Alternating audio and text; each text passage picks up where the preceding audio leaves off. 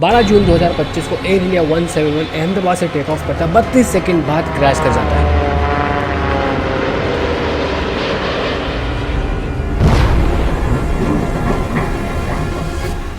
कोई भी सर्वाइवर नहीं होता except one guy who was seated on 11 alpha. दुनिया भर की मीडिया कवर करती है कि ऐसा क्या हुआ कि वो बच गया। और तो जब आप देखेंगे वो बाहर आए, उनको जस्ट फेस पे एक साइड पे खरोच थी, बाकी पूरी बॉडी ना कोई फ्रैक्चर ना कोई injury. He was able to walk on his feet. ऐसा लग ही नहीं रहा था कि वो इतने डेडली क्रैश से निकल के बाहर आए। 11 दिसंबर 1998 थाई एयरवेज का जहाज बोइंग जहाज क्रैश करता है। All 101 people died, but guy seated on 11 alpha वो फिर बच गया। इसके बाद हुआ क्या कि पूरी दुनिया में 11 अल्फा सीट की डिमांड बढ़ गई। People are ready to pay extra premium just to fly 11 alpha, क्योंकि लोगों को लगने लगा कि 11 अल्फा सेफेस्ट सीट है। इस वीडियो में एनालिसिस करेंगे कि क्यों 11 अल्फा का बंदा बच गया।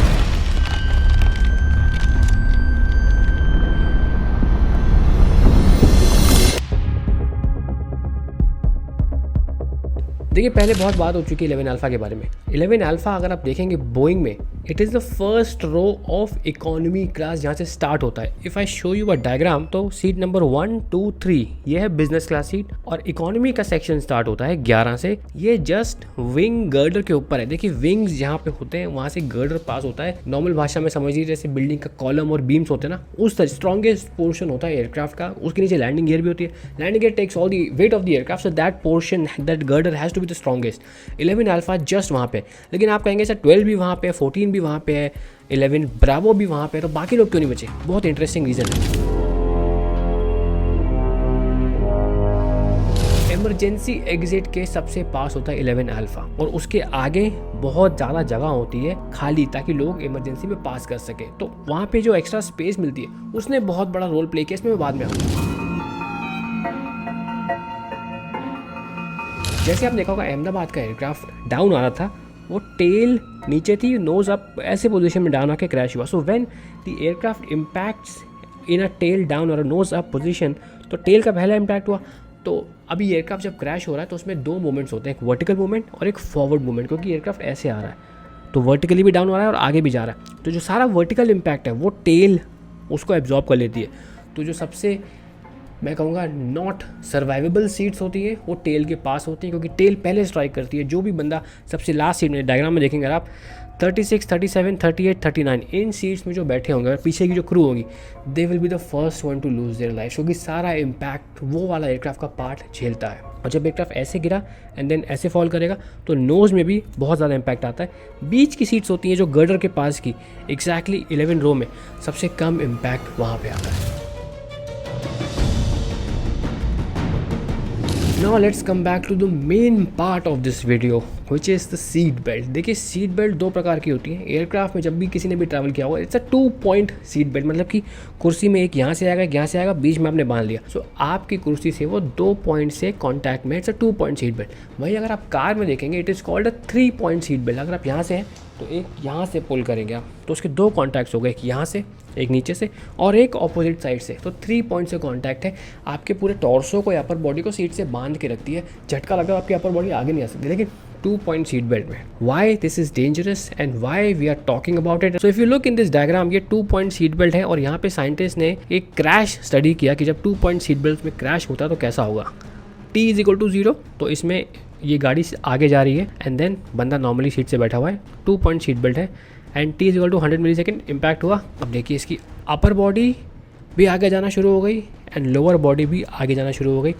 T 115 मिली सेकेंड्स और आगे गई। T 130 मिली सेकेंड्स, अपर बॉडी पूरी आगे है, लोअर बॉडी पूरी आगे है, एंड देन तो आपका जो टॉर्सो है, जो पेल्विक है, वो इस सीट से बंधा हुआ है, क्योंकि 2 पॉइंट कॉन्टैक्ट है, और अपर बॉडी आगे, लोअर बॉडी आगे। तो इस केस में क्या होता है, आपके पेल्विक, आपकी स्पाइन ये फ्रैक्चर हो जाती है।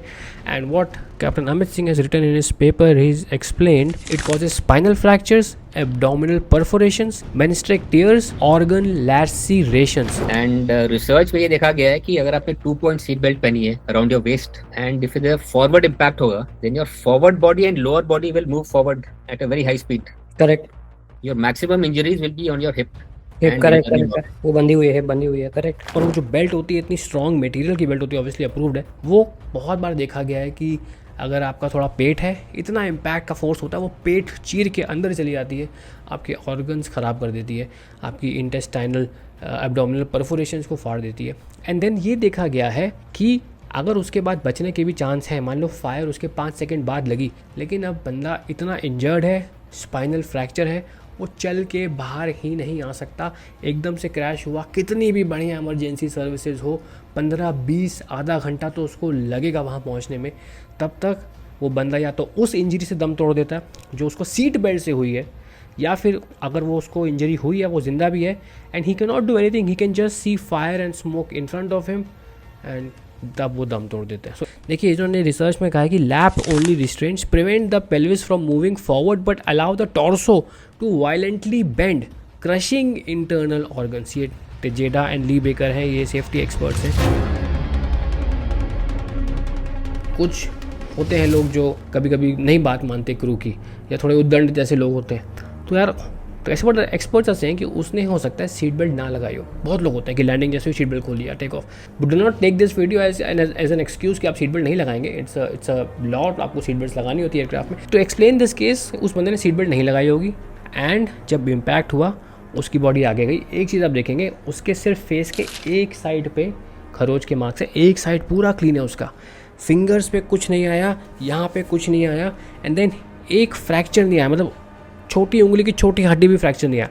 So the probable explanation, seat belt नहीं पहनी होगी नंबर 1, या नंबर 2 उसकी सीट बेल्ट फेल हो गई होगी, या उसने ठीक से बकल नहीं लगाया होगा, जैसे ही इम्पैक्ट हुआ उसका बकल खुल गया होगा, एंड वो इमरजेंसी एग्जिट पे था, उसके आगे जस्ट आगे कोई सीट नहीं थी, क्योंकि जस्ट आगे अगर सीट होती तो ये भी देखा गया कि आप ऐसे गए एंड आपका ये वाला फ्रैक्चर, गर्दन का फ्रैक्चर हो जाता है, and then also you lose your life. तो उसके सामने 6 फीट का डिस्टेंस था, प्रॉब्ली ही वेंट फॉरवर्ड, उसने उसका आगे वाली सीट पर उसका ये लगा होगा, एंड जब उसको डिस्टेंस मिला 6 फीट का, उसको डिसलरेशन का टाइम मिल गया, तो उसका ये खुर्चा उसने हाथ लगा लिया होगा, ये लगाया लिया, एंड देन वो इमरजेंसी एग्जिट पे था, इमरजेंसी एग्जिट खुल गया होगा या उसने खोला होगा, उसने कहा था वो अनकॉन्शियस है, ऑब्वियसली इतना बड़ा बैंग हुआ है, and then he gained consciousness and he left। तो बचा है आदमी 11A वाला, मोस्ट लाइकली उसने सीट बेल्ट नहीं पहनी।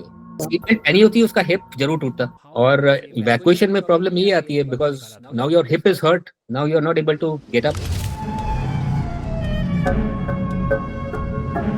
अभी आपने देखा होगा इंडिगो का जो एक इंसिडेंट हुआ था जहाँ पे टर्बुलेंस में वो फंस गया था, श्रीनगर जा रहा था, नोज़ डैमेज हो गई थी, पूरा नोज़ का पार्ट निकल आया था, सोचिए कितना डैमेज, लेकिन कोई हानि नहीं हुई क्योंकि सबने सीट बेल्ट पहनी हुई थी, पायलट्स ने ब्रीफ कर दिया था। तो ये जो 2 पॉइंट सीट बेल्ट होती है, ये टर्बुलेंस के लिए होती है। टर्बुलेंस में आपका मूवमेंट अप डाउन होता है। स्पाइस जेट की एक फ्लाइट टर्बुलेंस में गई थी, उसमें एक बंदे ने ही लॉस्ट हिज लाइफ और बहुत इंजरीज हुई थी कैबिन क्रू को। उस केस में उस बंदे ने सीट बेल्ट नहीं लगाई थी, तो उसका जो है टर्बुलेंस आया, वो बाउंस हुआ, उसका सर एयरक्राफ्ट की छत से लगा and he lost his life. तो ये जो सीट बेल्ट है 2 पॉइंट, ये टर्बुलेंस के लिए अच्छी है, लेकिन जब आप क्रैश कर जाते हैं तो उसके लिए अच्छी नहीं है। But take off landing accident में this will in fact be a detrimental, ज़्यादा इंजरीज होंगी।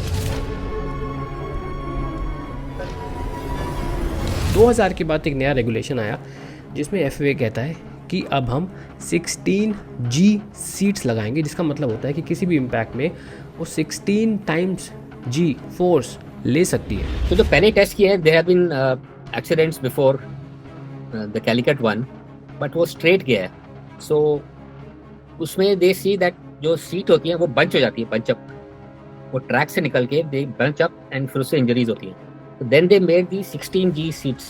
So now it is mandatory to have 16G. They can bear this impact. लेकिन आप कैलिकट में देखोगे, कैलिकट में भी सीट बंच अप हो गई है, वो ट्रैक से क्यों निकली हैं वो कौन देखेगा? So that is the part of survivability. Cockpit देखो, कॉकपिट में जो कॉकपिट सीट्स है दे आर बेंट ओवर, मतलब वो ट्रैक से निकल गया, तो they should not have.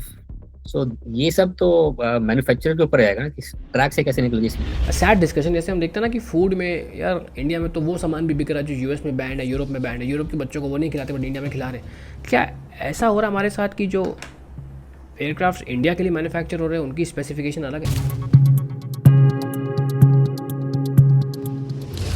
FAA ने benefit analysis of 16G seats करी थी और एक बैंगलोर में क्रैश हुआ था 1990 में। ये 16G सीट्स 2000 के बाद आई है। तो कहते हैं 16 lives might have been saved from introduction of 16G seats, 7 perished as a result of fire, फिर भी 9 लाइफ्स तो बचा ही लेते। तो बेसिकली कह रहे हैं कि 16G सीट्स होनी चाहिए, होती भी हैं, लेकिन हमारे एयरक्राफ्ट में वो क्यों फेल हो रही है वो भी किसी को नहीं पता। ये डीप में जाके स्टडी करना चाहिए कि 11 अल्फ़ा में जो बंदा था वो क्यों बचा। अगर वो चीज़ हम रेप्लिकेट कर पाएँ एटलीस्ट 50 to 60 लोगों के लिए, तो इसमें सेविंग ऑफ लाइफ्स बहुत ज़्यादा बढ़ जाएगा। The most interesting thing is the survivability, because ultimately कोई भी एक्सीडेंट में आप देखोगे that why did people die, accident हुआ, but when you are taking so many safety measures, why did people die? Calicut में every accident has to come up with the survivability, what was the possibility of survival. अगर 40 knots पे that aircraft went down 110 feet, then there is a high probability of survival. So why did the pilots have to die? They should not have died. उनका तो 5-point seat belt है, and when they were extracted from the cockpit, they were still alive. But वहाँ पे emergency response नहीं था. They were put in the back of a taxi and taken 1 hour to the hospital. अगर ambulance भी होती कम से कम immediate care तो मिलती। मतलब फ्यूचर के लिए it should be mandatory to have, ये नहीं कि बिजनेस क्लास में दो आप, 3 point has to be mandatory. जब कार में हो सकती है 3 पॉइंट, व्हाई नॉट एयरक्राफ्ट? तो इसमें जो मिडिल पोर्शन थे उसमें मतलब at least 50-70 people could have survived more had the seat belt issue, had they got 3-point seat belt. तो ये सब भी स्टडी करेंगे when they study about this accident, or will they only study कि why engines failed or what this happened? That depends on the investigator, because there is a portion which is called survivability of the accident. Was this accident survivable or not? अगर उसने नहीं करना तो वो बोलेगा नहीं there was immediate explosion and उसका temperature इतना high था, everybody got burned. Thank you for watching this video. I think ये पूरे देश के लिए क्वेश्चन था, मेरे लिए भी क्वेश्चन था कि 11 अल्फा वाला बंदा बच कैसे गया। Hope I made some sense, added some value. Thank you so much for watching this video. अपना ख्याल रखें, बाय बाय।